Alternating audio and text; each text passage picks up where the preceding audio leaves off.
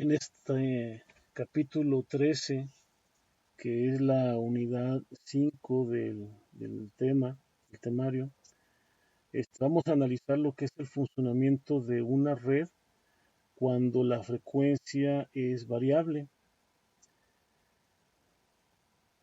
Vamos a estudiar una técnica también muy buena que es la técnica de análisis de Bode, la cual es muy útil para describir gráficamente el comportamiento de una red. Para eso, vamos a analizar en primer lugar lo que es cada uno de los elementos más comunes en una red pasivos, ¿no? Que sería la resistencia, la inductancia y la capacitancia. Pero lo vamos a analizar en base a la frecuencia. Para eso vamos a analizar en primer lugar la resistencia. Sabemos que la impedancia de una resistencia es igual a R, o lo cual puede colocarse como una magnitud de R con un ángulo de 0 grados. Si te fijas, si nosotros tenemos una resistencia, la impedancia vista de aquí sería exactamente R ángulo de 0. ¿Esto qué nos indica? Que en magnitud, ¿sí?, el valor de R no cambia con la frecuencia. Y aparte de eso nos dice que no tiene ningún ángulo, no se modifica nada, tiene el ángulo que debe tener si trae la corriente un ángulo, el voltaje en esa resistencia tener ese mismo ángulo, por lo tanto no hay ningún desfasamiento que genere la resistencia, o sea, siempre va a ser 0 grados de desfasamiento. Pero ¿qué es lo que sucede cuando tenemos ahora una inductancia? ¿Sí? Si tú tuvieras la inductancia y estuvieras viendo la impedancia, tú verías que la impedancia de la bobina es igual a J omega por L. Si lo ponemos en forma polar, tendríamos omega por L. Esta J se transformaría en un ángulo de 90 grados. Por lo tanto, si observas en la gráfica, aquí tendríamos la frecuencia y acá tendríamos la magnitud. Como omega va creciendo, si va desde 0, cuando omega vale 0, pues estamos en este punto. Acuérdate que omega es igual a 2pi por f, por lo tanto si f vale 0, la omega aquí vale 0. Si la omega va aumentando en forma lineal, este dato va aumentando en forma lineal porque ambos son constantes, por lo tanto aquí tienes una pendiente positiva. Y como es una J, quiere decir que va a tener un desfasamiento de 90 grados, va a estar desfasado 90 grados, ¿no? Entonces, ¿qué es lo que sucede si ahora tenemos un condensador? Entonces, si tenemos un condensador, entonces la impedancia que se vería de aquí hacia el condensador sería 1 entre J omega por C, pero nosotros ya sabemos que 1 entre J omega por C, si lo multiplicas por el complejo conjugado, te va a quedar menos J sobre omega C. Ya sabemos que su magnitud entonces sería 1 sobre omega C y el menos J tendría un ángulo de menos 90 grados. Ahora, ¿cuál sería más o menos la forma de respuesta en función de la frecuencia? Si te fijas, la magnitud, si aquí está el 0, aquí está el 0, la magnitud tendría que ser para bajas frecuencias, tendería a ser infinito, porque 1 sobre 0 sería infinito. Por lo tanto, aquí se pone así, no se pone tan claro que tenga un valor, pero que tiende a infinito. Esto es una impedancia grandísima, ¿no?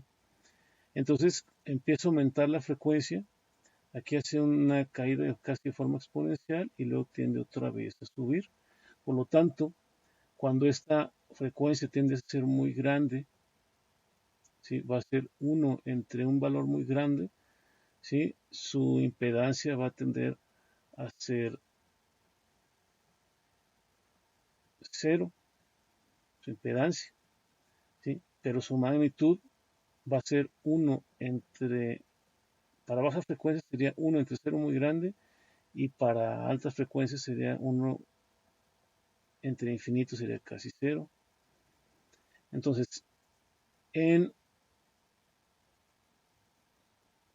a ver, está esto raro.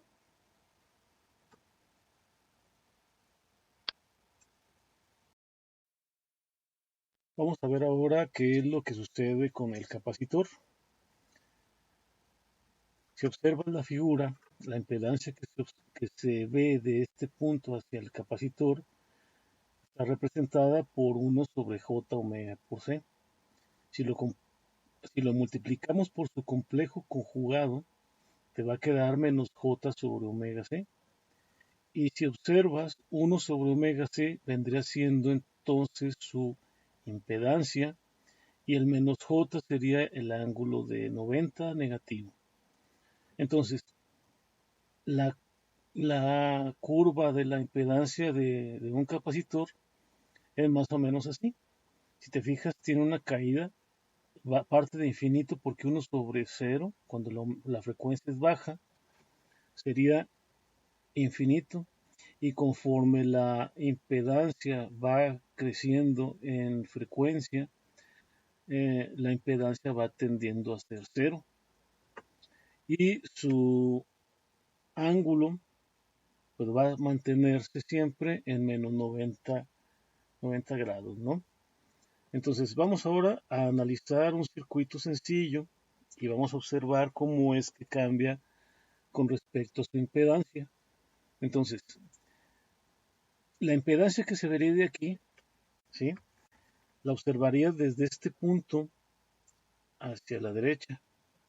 Entonces, aquí tendrías ZR más ZL más ZC. ZR ya sabemos que es R, más ZL, que viene siendo J omega por L, más ZC, que se vendría siendo 1 entre J omega por C. Por lo tanto, si multiplicas lo que es el J omega C por este término, y le sumas 1 y lo puedes dividir todo entre J omega por C.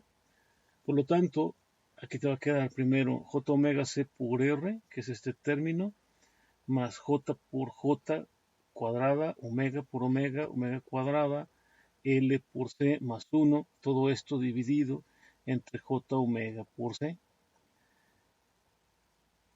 Colocando en orden descendente la ecuación, tendríamos J omega, todo esto elevado al cuadrado por LC, más J omega por RC, más 1, todo eso dividido entre J omega por C.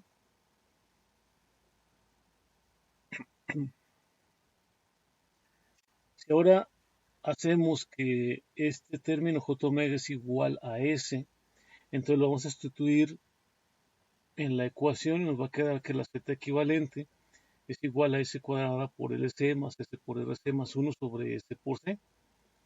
Ahora, recordando que la fórmula general de una ecuación se puede representar de esta manera. En este caso tendríamos la ecuación de la impedancia en función de S, sería igual a un polinomio, el numerador en función de S, dividido entre un polinomio denominador en función de S, donde ya sabemos que ns sería am por s a la m más am menos 1 por s a la m menos 1 más, etcétera, más a1 s más a0. Y el denominador sería bn a la sn más bn menos 1 a la sn menos 1 más, etcétera, más b1s más b0. ¿Sí? Y la ecuación de esta impedancia tendría a ser aproximadamente así. Si observas, aquí esto está en función de la frecuencia. Y sabemos que la frecuencia es 2, que F puedo obtener también en función de omega si quisieras, ya que es igual a 2pi por f, y si te ves solamente una constante, ¿no? Multiplica por una constante. Pero si observas esta gráfica es interesante porque te da más o menos una idea de cómo funciona el circuito. Si te fijas, cuando las frecuencias son bajas, ¿sí? La impedancia dominante en este caso vendría a ser la impedancia del capacitor, porque 1/0, acuérdate que tiende a ser infinito, por lo tanto esta es la que está dominando aquí, y como ya está dominando, está partiendo de 90 grados. Ahora, si observas, llega un punto, aquí está mal graficado, pero este punto generalmente cuando esta cosa por cero, esta quiere decir que esta impedancia de L y la impedancia de C, o sea, la impedancia del inductor y la impedancia del capacitor son iguales. Por lo tanto, este punto máximo debería estar más o menos por este punto, que aquí yo lo grafiqué mal. Y cuando la frecuencia tiende a subir, entonces la impedancia dominante, en este punto se eliminan la impedancia del condensador y del capacitor. Y prácticamente vendría siendo aquí la impedancia del elemento resistivo. Y conforme aumenta la frecuencia, la impedancia dominante tiende a ser ahora la bobina, porque ZL es igual a J omega por L, y como omega tiende a ser muy alta, la impedancia tiende a ser muy alta. Entonces, en este caso, por eso tiende a frecuencias altas hasta que a 90 grados de desfasamiento. Y te fijas, cada una de las impedancias hace su trabajo en función de la frecuencia a la que esté operando. NS, ya sabemos entonces que es el polinomio del numerador, DS es el polinomio del denominador. Ahora, esta ecuación es válida para impedancias, corrientes, voltajes, admitancias, valores de L, de C, de fuente de voltaje, fuente de corriente, etcétera, siempre y cuando sean números reales. Bueno, entonces vamos a ver el ejemplo 13.1, el cual nos da el valor del capacitor a 2.53 milifaradios, el valor de la inductancia es 0.1 Henry, el valor de la resistencia de 15 ohms, el valor del voltaje, que viene siendo 10 ángulo de 0, nos está pidiendo cuál es el voltaje aquí, en un rango de frecuencias de 0 a 1 kHz. Entonces, para hacer esto tenemos que obtener una ecuación genérica, porque tenemos que estar cambiando el valor de 1 kHz y estar evaluando la función entre este rango. Entonces, para eso, tenemos aquí que sería 10 ángulo de 0. Y tú ya sabes que aquí puede ser en el tiempo 10 coseno de omega t ángulo de 0, ¿sí? O 10 seno de omega t ángulo de 0. Por lo tanto, vamos a representarla en forma general, y para eso vamos a obtener que el voltaje de salida aquí vendría siendo igual al, eh, al divisor de tensión, que sería ZR entre la suma ¿cómo se llama? De las impedancias. Entonces, si observas, el voltaje V0 es igual a Vs por ZR entre ZC más ZL más ZR. ZC ya sabemos que es igual a 1 sobre J omega C. ZL es igual a J omega L. Y ZR es igual a R. Por lo tanto, aquí va a ir R. Entonces, si ahora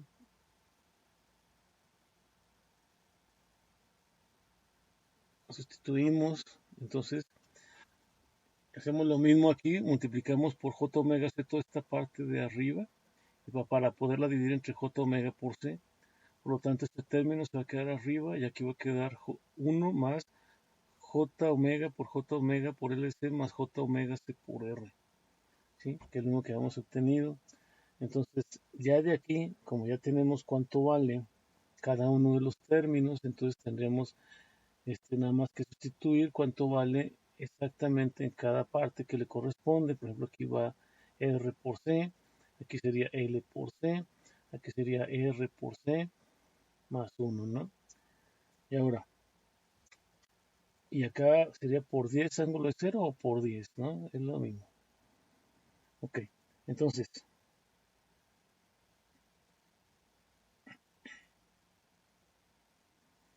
si lo graficáramos, este sería más o menos el comportamiento, ¿sí? Pero acuérdate que aquí viene siendo F. Entonces, si observas, aquí parte este, desde 0 hasta un valor aquí máximo y luego cae, ¿sí? En forma exponencial así. ¿Te fijas?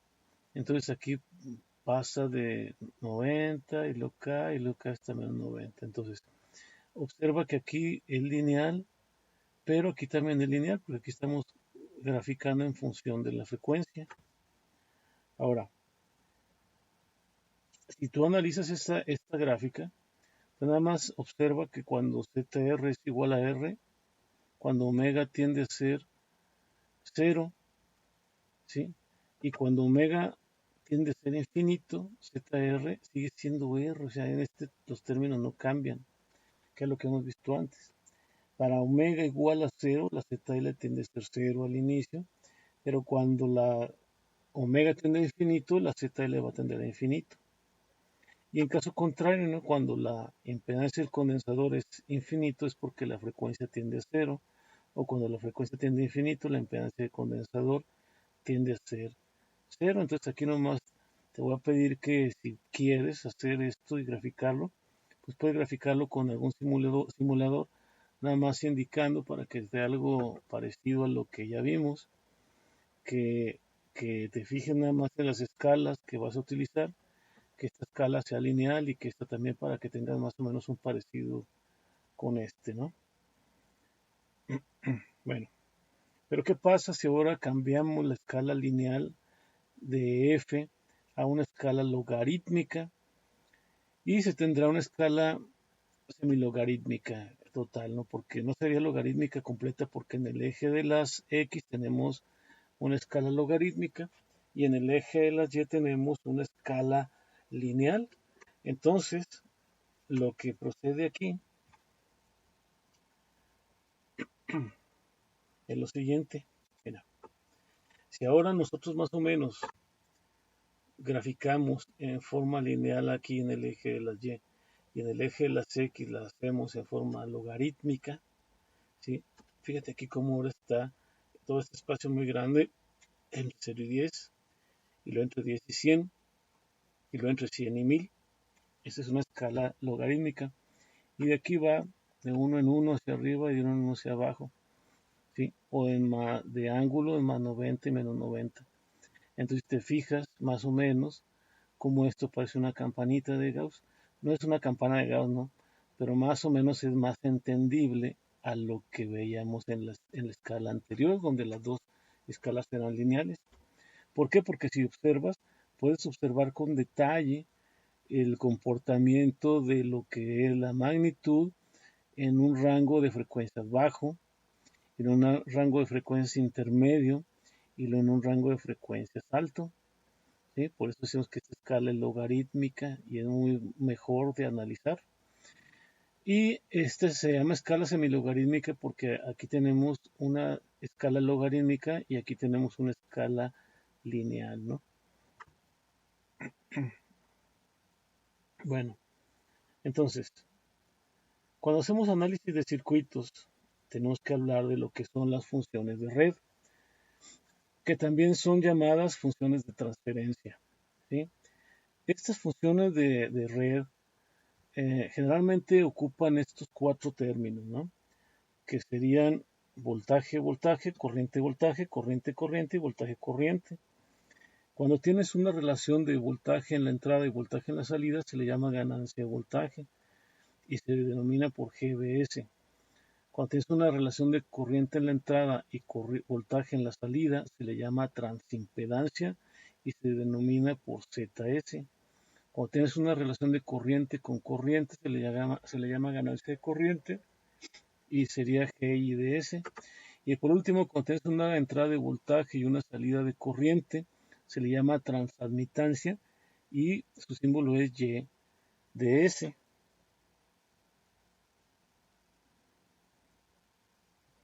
Bueno, también hay funciones de punto de entrada, que son impedancias o admitancias definidas en un solo par de terminales. Por ejemplo, la impedancia de entrada de una red es una función de entrada, ¿sí? Que sería ZI igual a BI entre II. Esa sería una. Entonces vamos a ver un ejemplo, que es el ejemplo 13.2, ¿sí? Donde nos dice lo siguiente. Nos pide determinar la admitancia transferida I2 entre B1. Todo esto ya sabemos que hacer en función de S. Y la ganancia de voltaje de la red, que va a ser B2 entre B1. Fíjate, va a ser I2 entre B1 y va a ser B2 entre B1. Entonces tengo que determinar cuánto vale I2 y tengo que determinar cuánto vale B2. Si te fijas, puedes usar cualquier método. Sí, pero aquí nos está pidiendo I1 e I2 y aquí tenemos B2. Entonces esta sería una metodología sencilla de desarrollar. Vamos a obtener las ecuaciones en cada una de las mallas. Y entonces sería como sigue, ¿no? Menos B1 más R1 por I1 más SL por I1 menos I2. Y acá sería es igual a 0. Y luego, la otra sería 1 sobre SC por I2 más R2 por I2 más SL por I2 menos I1 igual a 0. ¿Sí? A ver, entonces, las ecuaciones, ¿cómo quedarían? Están las dos ecuaciones. Entonces, la primera sería R más SL por I1 menos SL por I2 igual a B1. Y la otra sería menos SL por I1 más R2 más SL más 1 sobre S por I2 igual a 0.